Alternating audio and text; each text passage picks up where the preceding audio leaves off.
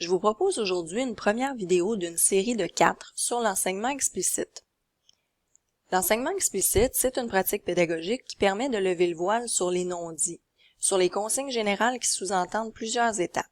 Donc, par exemple, quand on dit à nos élèves « va réviser tes réponses » ou « va réviser ton texte », est-ce que l'élève sait vraiment ce qu'il doit faire?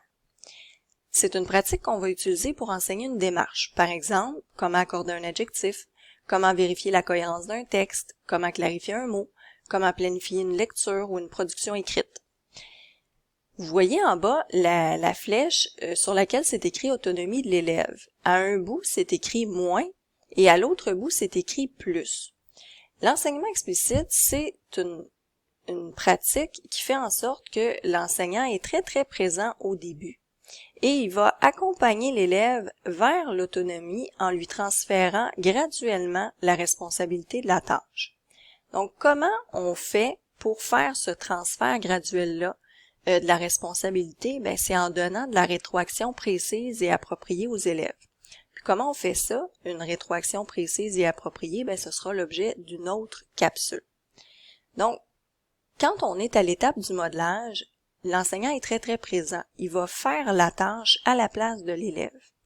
Quand on arrive en pratique guidée, l'élève va pouvoir réaliser la tâche, mais l'enseignant va être là en soutien. Il va le faire avec l'élève. En pratique coopérative, ce sont les élèves qui vont le faire entre eux.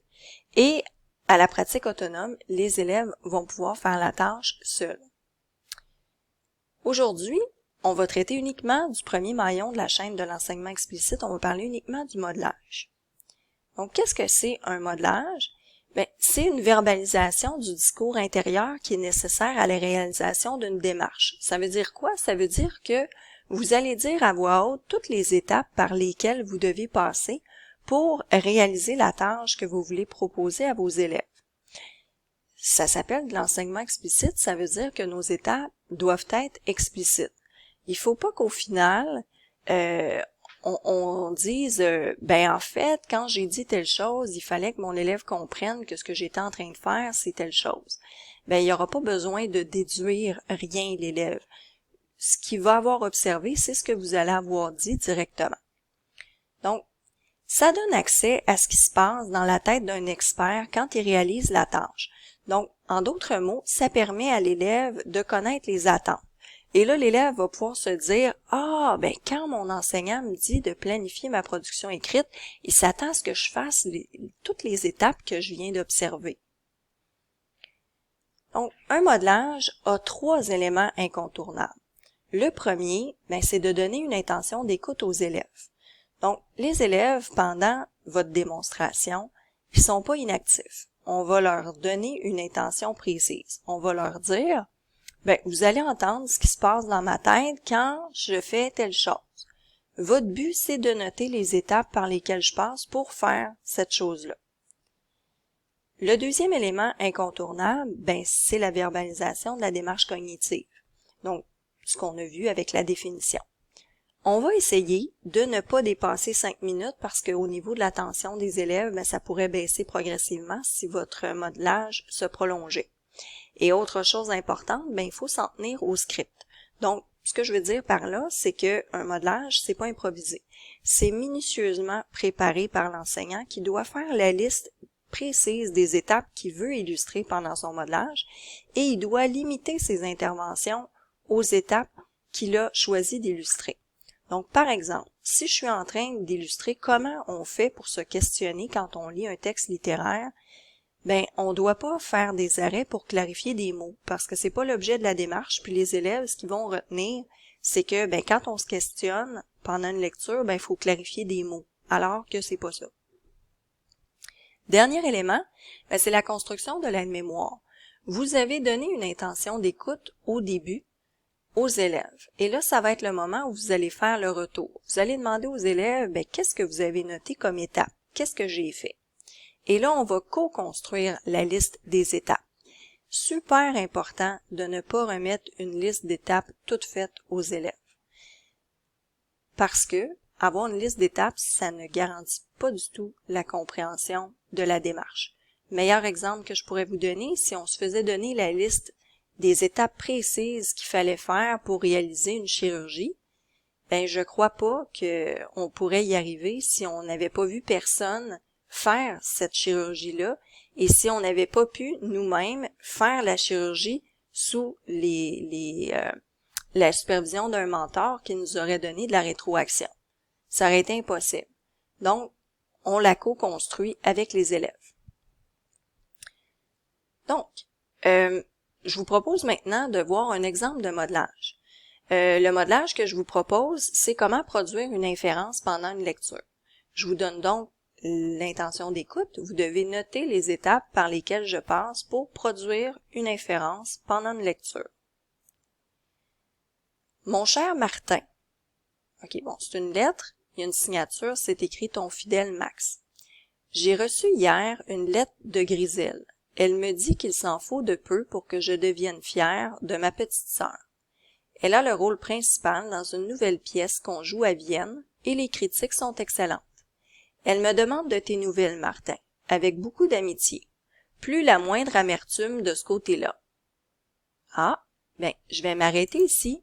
Je m'arrête parce que il manque une information. On me dit que Griselle a déjà eu de l'amertume envers Martin, mais on me dit pas d'où ça vient. C'est comme un non-dit. Bon, j'ai pas trop d'indices en ce moment sur d'où pourrait venir cette amertume-là. On me dit juste, elle me demande de tes nouvelles, Martin, avec beaucoup d'amitié. Fait que, bon, Max et Martin sont des amis, s'écrivent. Griselle, c'est la sœur de Max. Alors, peut-être qu'ils étaient amis tous les trois. Je vais écrire ça. C'était peut-être une chicane d'amis qu'il y a eu. Mais le seul indice que j'ai, c'est avec beaucoup d'amitié. Donc, ça a l'air d'être son ami, là, mais je vais voir si la suite du texte me donne raison. Je vais continuer ma lecture, puis je vais voir si j'ai des indices. Ce sentiment passe vite à son âge. Il suffit de quelques petites années pour que la blessure ne soit plus qu'un souvenir. Bon, je sais que c'est arrivé il y a longtemps, mais je ne sais pas ce qui est arrivé. Bien sûr, aucun de vous deux n'est à blâmer. Ces choses-là sont comme des tempêtes. On est d'abord transi, foudroyé, impuissant, puis le soleil revient. Ah, ça, là, je pense que c'est un indice important. Je vais le souligner. Donc, transi, là, j'ai déjà entendu ça, ce mot-là, quand on dit quelqu'un est transi d'amour, là, ça veut dire qu'il brûle d'amour pour quelqu'un. Alors, je fais l'hypothèse que Griselle a déjà été en couple avec Martin. Ensuite, ça dit foudroyer. Ben ça pourrait être la rupture. Impuissant, ben c'est ça, quand quelqu'un t'a laissé tomber, ben tu n'y peux rien du tout, là. Il faut que tu laisses le temps passer. Puis ça finit par s'arranger tout seul. Puis le soleil revient. Donc là, tu te mets à te sentir mieux. OK, je pense vraiment pas que c'est une chicane d'amis. Je pense que c'est une rupture amoureuse qu'il y a eu entre les deux. Je vais lire la suite pour valider. On n'a pas complètement oublié l'expérience, mais on est remis du choc. Bon, de la rupture. Il ne reste à Griselle que le souvenir de la douceur et non plus du chagrin. Donc ça, le chagrin, c'est le chagrin de la rupture, puis la douceur, c'est quand elle était avec Martin. Donc, à date, la suite semble me donner raison. Je n'ai pas écrit à ma petite sœur que tu étais rentrée en Europe, et je le ferai peut-être si tu penses que c'est judicieux. Elle ne se lie pas facilement, et je sais qu'elle serait contente de sentir qu'elle a des amis non loin. OK, donc des amis non loin. Donc, ils sont en bons termes maintenant, ils sont redevenus amis. Mais ça semble vraiment être une rupture amoureuse. OK. Donc, maintenant, mon modelage est terminé. C'est le moment où on doit construire l'aide-mémoire avec les élèves. Donc, on va leur demander quelles étapes vous avez notées. Donc, dans le modelage que j'ai fait, vous avez probablement observé que je me suis arrêtée quand il manquait une information. J'ai aussi fait une hypothèse. Et ensuite, j'ai continué ma lecture pour trouver des indices. J'ai Et à la toute fin, j'ai validé avec la suite du texte pour confirmer que mon hypothèse était la bonne. Donc, ce sont les étapes que j'ai illustrées en gros. On va écrire les étapes sous la forme de phrases. Donc, par exemple, s'arrêter quand il manque une information. On va utiliser les mots des élèves. Ça, c'est super important. Ça revient à ce que je disais tout à l'heure sur le fait qu'il fallait pas remettre une liste d'étapes toutes faites aux élèves parce que les mots que les élèves ont choisis, ce sont des mots qu'ils comprennent et avec lesquels ils sont à l'aise. Donc, ils vont être capables de les réutiliser par la suite. Et on doit rendre l'aide-mémoire accessible aux élèves durant l'apprentissage. Donc, durant les activités subséquentes, les élèves doivent pouvoir en tout temps consulter leur liste d'étapes pour pouvoir réaliser les tâches liées à l'inférence que vous allez leur donner. Ça peut être dans leur cahier de notes, ça peut être une affiche dans la classe, tant que c'est accessible. C'est ce qui conclut la première partie sur l'enseignement explicite. On se reverra plus tard pour la pratique guidée.